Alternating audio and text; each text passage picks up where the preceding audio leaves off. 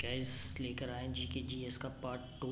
इसमें 21 से 40 तक डिस्कस करेंगे हम क्वेश्चनों के बारे में। और अगर चैनल को आपने अब तक सब्सक्राइब ना किया हो तो चैनल को सब्सक्राइब कर लें और बेल आइकन प्रेस ना किया हो तो आने वाली लेटेस्ट नोटिफिकेशन के लिए बेल आइकन को प्रेस कर दें, जिससे कि आने वाले वीडियोस की लेटेस्ट नोटिफिकेशन आपको मिलती रहे। क्वेश्चन नंबर 21 पे आते हैं। भारत में सर्वप्रथम कोयला उत्खनन निम्न में से किस स्थान पर प्रारंभ किया गया? भारत में सर्वप्रथम कोयला उत्खनन जो है वो रानीगंज में प्रारंभ किया गया।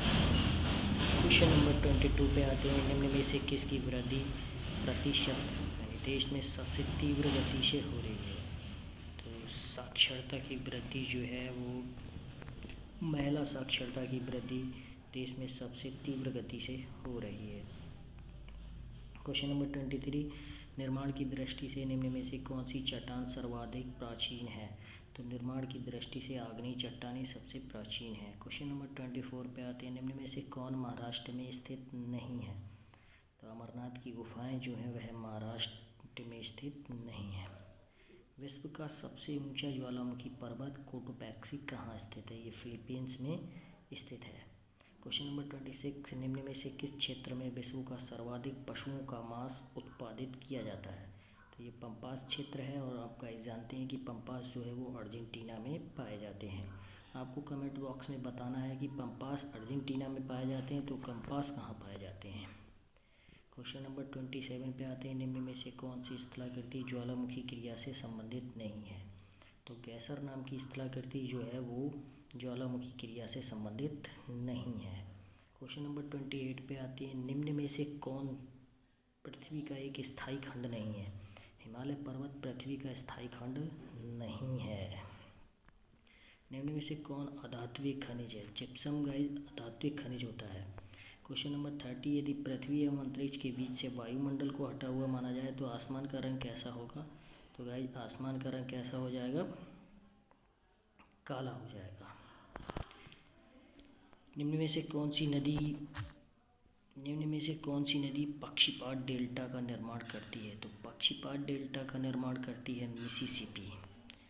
कौन सुमेलित नहीं है? तो आयरन एंथ्रासाइट जो है वह सुमेलित नहीं है। आयरन एंथ्रासाइट जो है वह सुमेलित नहीं है।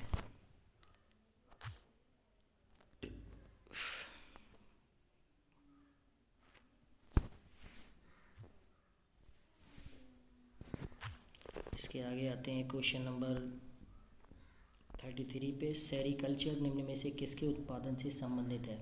तो सेरीकल्चर जो है वह रेशम के उत्पादन से संबंधित है। और रेशम के उत्पादन में आपको बताना है किस राज्य का भारत में प्रथम स्थान है।